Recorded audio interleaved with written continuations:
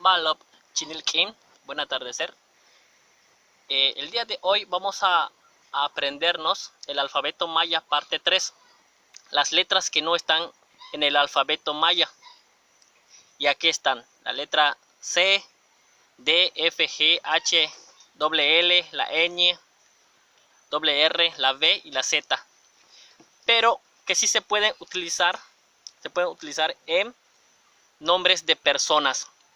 Por ejemplo, Carlos, Daniel, Fernando. Hay un segundo que dice aquí apellidos. Pudiera ser, ¿qué diría yo? Ávila, que se utiliza la V. Puede ser Fernández, Gutiérrez. Luego dice aquí, se pueden utilizar en países, ciudades y pueblos. Puede ser, por ejemplo, Junucma, H, Junucma. Puede ser Mérida, que se utiliza la letra D. Puede ser la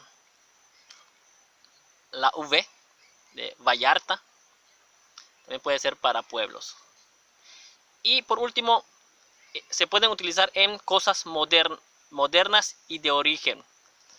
Cosas modernas como el celular, cosas que no tenían los mayas, computadora, ventilador.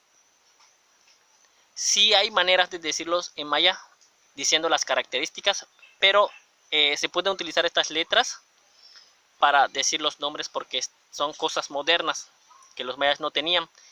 Y también de origen, o sea, por ejemplo, como Facebook, la palabra Facebook no es de origen maya, tampoco es de origen de español, pero se puede mantener así las letras, ¿no? Facebook, la F, también se utiliza la C, Facebook, ¿ok? Entonces aquí aprendimos el día de hoy las letras que no están en el alfabeto maya. Muchas gracias. Nip Olal.